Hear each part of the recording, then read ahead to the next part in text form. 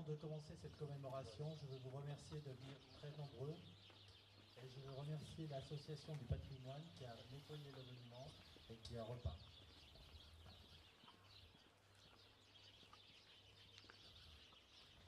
Commémoration de la victoire et de la paix, hommage à tous les morts pour la France, message du 11 novembre 2014. Depuis plusieurs mois, la France se remémore la première année de la Grande Guerre dans le cadre d'un centenaire unanimement partagé. Les Françaises et les Français se mobilisent pour rendre hommage à leurs aînés et rappeler leur fierté à l'égard de l'histoire de notre pays. Nous nous souvenons de ce 3 août 1914, de ce tocsin qui retentit dans les villes françaises et alerte la population, de ces millions de Français qui se mobilisent. Nous nous souvenons avec respect et émotion de cette journée du 22 août 1914 qui dévoile l'horreur effroyable de la guerre, de ces 27 000 jeunes Français qui meurent au combat ce jour-là. Nous nous souvenons de ce 12 septembre 1914, de ce sursaut français qui redonne foi en nos combattants et en la France. Mais il nous appartient surtout aujourd'hui, à toutes et à tous, de nous souvenir de ce 11 novembre 1918, de cette paix que chacun de nos concitoyens croyait alors éternelle, du courage de nos soldats, de la volonté de notre pays, des souffrances partagées des Français durant 4 années, de la force de la République qui jamais ne plia et du triomphe de ses valeurs, de nos soldats tombés ces dernières années sur les théâtres d'opérations extérieures pour perpétuer l'héritage de leurs aînés. Depuis 1 an, le centenaire de la Grande Guerre mêle intimement mémoire familiale et mémoire nationale. Il est vécu dans chaque commune, chaque famille, chaque foyer.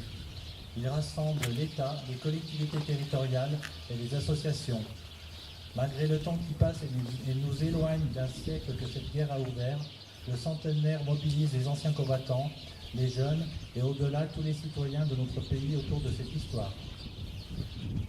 Il témoigne de la réalité de la guerre, de sa brutalité, de son humanité aussi parfois, de son caractère mondial enfin, en particulier ce jour à Notre-Dame-de-Lorette, à travers l'inauguration d'un mémorial où sont inscrits par ordre alphabétique les noms de près de 600 000 combattants de toutes nationalités morts sur les terres du Nord-Pas-de-Calais. Ces 600 000 noms, aujourd'hui gravés dans le marbre de l'histoire, dans la mémoire de l'humanité, nous rappellent combien la mémoire de la Grande Guerre est une mémoire mondialisée et pacifiée. Aussi, cette journée du 11 novembre est dédiée à la fraternité entre les peuples et à la paix. Elle invite à la réflexion que chacun d'entre nous doit conduire sur la nécessité de préserver la paix, de défendre les fondements de notre République et de l'Europe, et de garantir la place de la France dans le monde.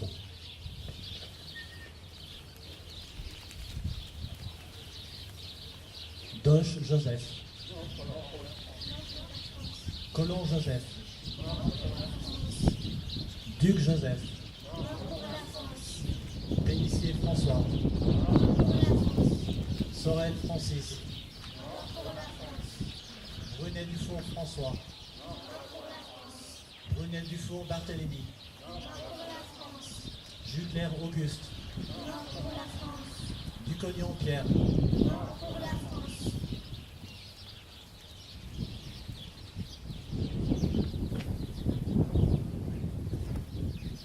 Brunet Alphonse, Duc Alphonse, Pierre-Jacques Pélissier Jacques-Marie, Brunet Jacques-Marie, Brunet Louis, Brunet François, Ducognon Joseph, Simon Chotan Gilbert.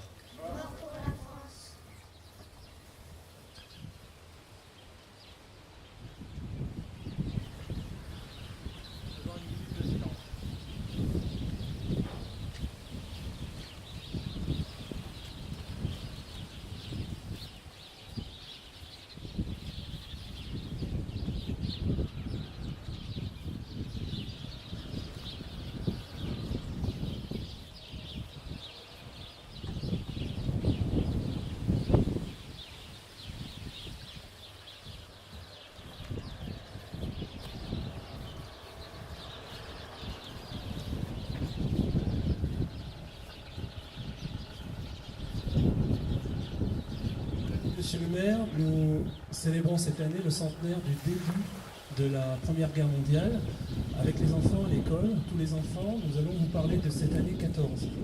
Dans un premier temps, nous allons commencer cette cérémonie par vous parler d'une lettre.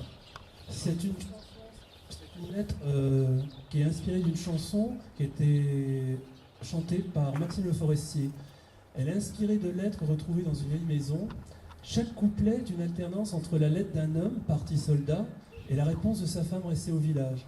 Cela aurait pu être la correspondance d'un granierin qui ne serait jamais revenu et dont le nom est inscrit sur ce monument ouvrant. Juste avant de vous chanter cette chanson, les enfants, 3 enfants de l'école, vont vous relater les plus grands événements de l'année 14. 28 juin, assassinat de l'archiduc héritier d'Autriche-Hongrie, François Ferdinand et de son épouse à Sarajevo. 28 juillet, l'Autriche-Hongrie déclare la guerre à la Serbie. 30 juillet, mobilisation générale en Russie, mobilisation générale en Autriche-Hongrie, nuit du 30 au 31 juillet. 31 juillet, assassinat de Jean Jaurès à Paris. 1er août, ordre de mobilisation générale à l'Allemagne et en France. Déclaration de guerre à l'Allemagne et à la Russie. 2 août, ultimatum de l'Allemagne à la Belgique et entrée des troupes allemandes sur le territoire luxembourgeois. 3 août, déclaration de guerre de l'Allemagne à la France. 4 août, entrée des troupes allemandes en Belgique, déclaration de guerre au Royaume-Uni à l'Allemagne. 5 août, loi instituant la censure de la presse en France. 19-23 août, échec de l'offensive française en Lorraine. 20 août, entrée de troupes allemandes dans Bruxelles. 22 au 24 août, défaite franco-britannique lors des batailles de Charleroi et de Mons. 26 août, formation du gouvernement d'union sacrée en France dirigé par René Viviani. 26-30 août, défaite russe lors de la bataille de Tannenberg. 2 septembre, départ du gouvernement français de Paris vers Bordeaux. Le général Gallieni est chargé de défendre la capitale. 3 septembre, les troupes allemandes sont à 40 km de Paris. 7 septembre, le soutien de l'attaque de Montlhéry sur la Marne. Gallieni fait transporter 6000 fantassins de la 7e division d'infanterie par 600 taxis parisiens. 6 au 9 septembre, succès de l'offensive alliée sur la Marne. 17 septembre, début de la course vers la mer. 18 octobre, début de la bataille d'Ypres. Novembre, enlisement des opérations sur le front occidental. Début de la guerre de position. 6 décembre, le gouvernement français est de retour à Paris. 8 décembre, destruction de la flotte allemande à l'île Falkland. 15 décembre, reprise de Belgrade par les troupes serbes.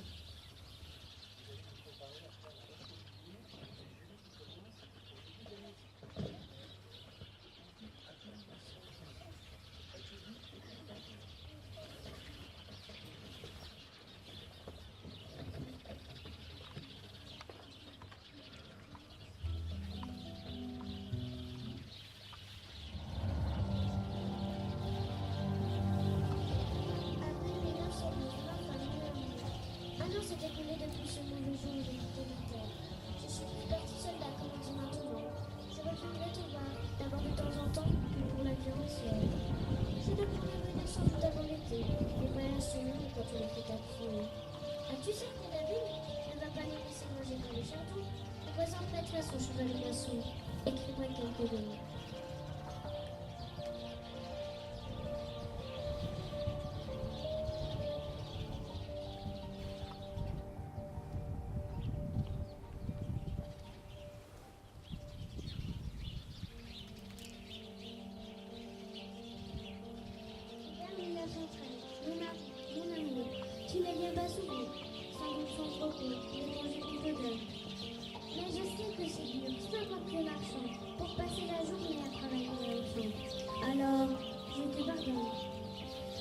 Les vieux disent qu'ici, cet hiver sera froid.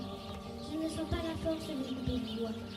J'ai demandé au père, il en a fait assez pour aller au Japon.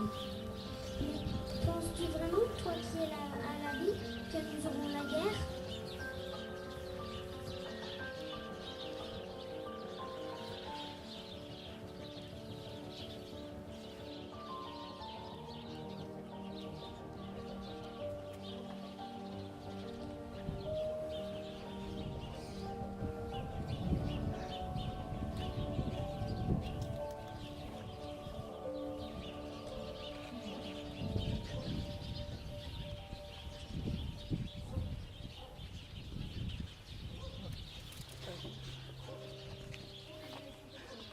Ma femme, mon amour, en même temps.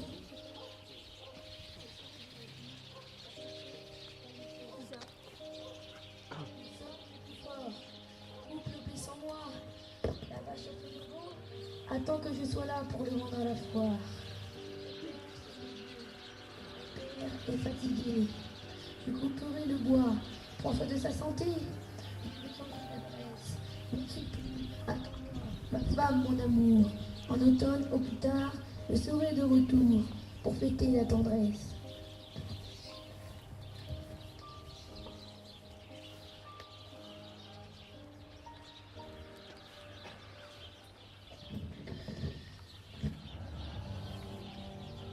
Hiver 1915, mon mari, mon amour. Le temps était trop long, je suis allée revenir dans ma vieille charrette. Le veau était trop vieux, alors je l'ai vendu. Et j'ai vu le vieux Jacques, et je lui ai rendu le reste de nos dettes. Nous n'avons plus un sou, le père ne marche plus. Je me débrouillerai, et je serai de plus, en plus en être économe. Mais quand tu rentreras diriger ta maison, si nous n'avons plus rien, nous ne donnerons plus d'argent à personne.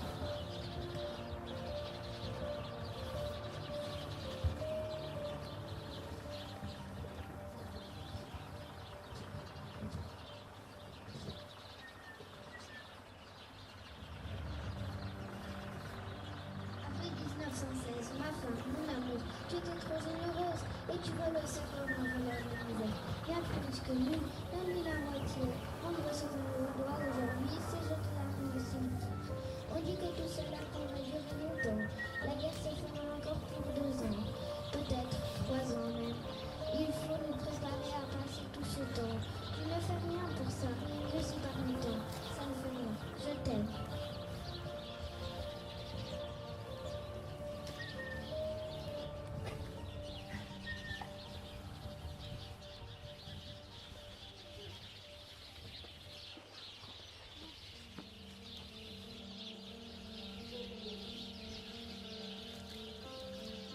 Ainsi s'est terminée cette tranche de vie, ainsi s'est terminée sur du papier jauni, cette étanche de l'air, que j'avais découvert au détour d'un été, sous les tuiles enfuies d'une maison feuillée au coin d'une fenêtre.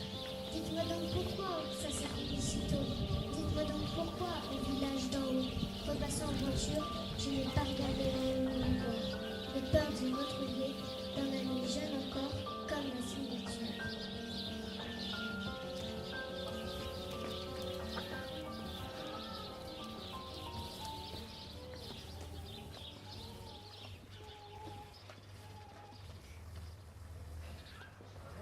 Avant que les enfants vous chantent une dernière chanson, je voudrais vous parler des 3 poilus qui sont morts en 1914, les 3 Gragnerins.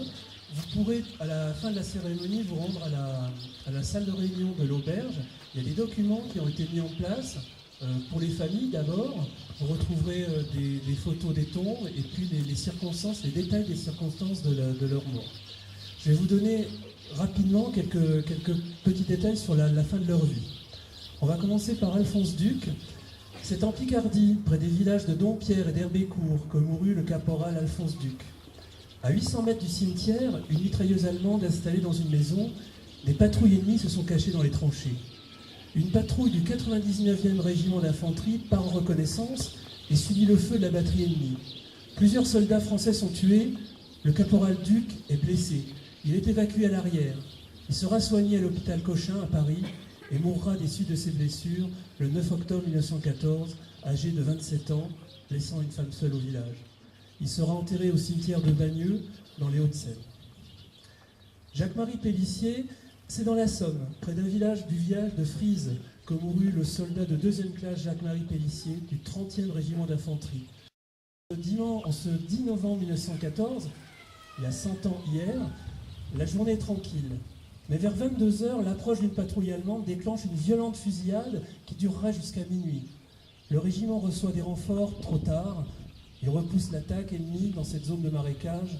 Le bilan est très lourd. Un blessé, un évacué et 2 tués, dont Jacques-Marie. Il sera enterré par ses camarades, mais on ne retrouvera jamais sa sépulture, car les batailles de la Somme ont ravagé les tombes. Donc vous ne trouverez pas dans la salle de réunion de photographie de sa tombe a disparu. 3e poilu de 14, il s'agit de Joseph Alphonse Brunet. Le soldat 2e classe, Brunet, était né à Gragny le 5 décembre 1891. Il a été pris dans la tourmente de la bataille des frontières. Le 157e régiment d'infanterie était dans une situation délicate en septembre 1914 dans les Vosges, entre la ville de Rambervillers et la ville de Baccarat. Une violente bataille se déroulait au lieu-dit le col de la Chipote. Les journées du 3, 4, 5, 6 septembre 1914 furent un enfer pour les chasseurs qui se sont battus pour déloger les Allemands de ce col. Joseph Alphonse Brunet fut blessé à proximité d'un petit village qui s'appelle Ménil sur Bellevitte, situé entre Rambervillers et Baccarat. Il est d'abord recueilli par des paysans, il est soigné et il est transporté en ambulance vers l'hôpital de Baccarat. Malheureusement, il décède au cours de son transport, il avait 23 ans. Baccarat ne possédant pas de nécropole, il fut inhumé à la nécropole de Badonvillers dans la tombe 985.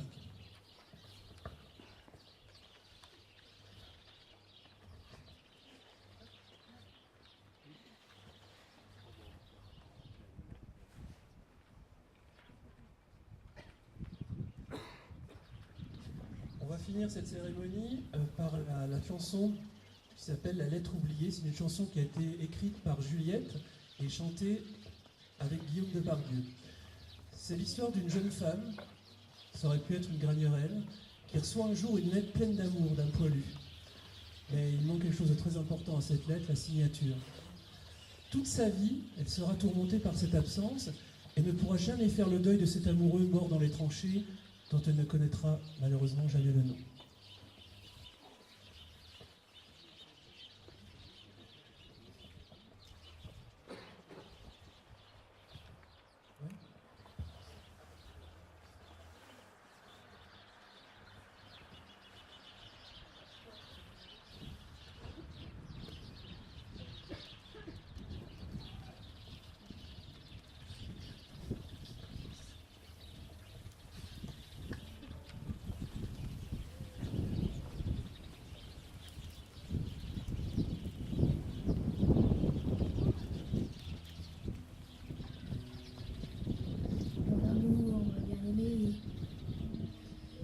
Aussi. Comment suis-je éloigné de ton cœur, De mon cœur et de mes bras. Tiens, je l'avais oublié. Cette lettre qui, ma foi, peut me l'avoir envoyée. si tu savais quel ennui, loin de nos yeux amoureux. Est-ce André ou est-ce Henri? Est-ce Paul aussi vos yeux?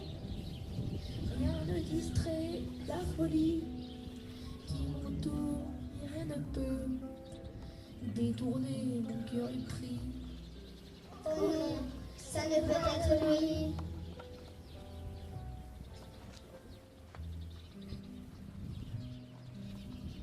Mon amour, mon feu, ma joie, je reviendrai, soyons sûrs. Ouais, c'est la première fois que je vois cette écriture. T'emporter, poser sur moi, me protège et me rassure. Cette lettre entre mes doigts serait-elle une imposture? Oui, l'enfer est de ce monde, mais le pire est de compter ces jours, secondes qui vous tiennent séparés. J'ai beau chercher dans la ronde de mes amoureux passés, dans quelle amnésie profonde cet amour-là s'est noyé.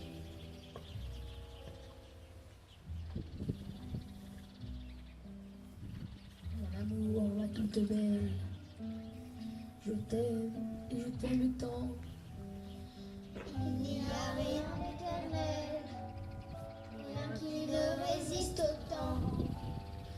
Un baiser sur ta prunelle, sur ta bouche, tout autant. Rien qui ne résiste au temps, et l'amour est cruel. Les adieux m'allument mon cœur, il faut bien que je m'en aille. On m'appelle, il est 6 heures, à demain, vaille que vaille. Avant que ton artilleur n'ait pour seul funérailles que les tranchées et la peur, le vacarme et la mitraille.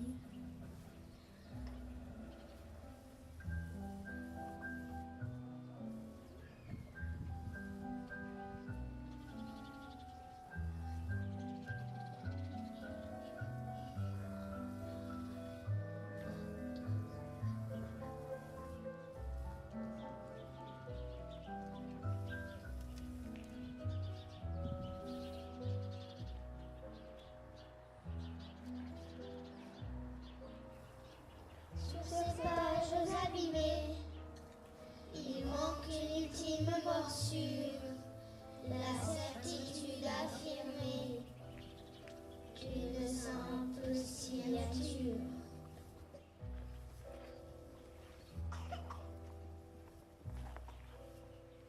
Mon amour, si d'aventure, au fond, je devais tomber, je voudrais que tu me jures de ne jamais oublier. Je voudrais que tu me jures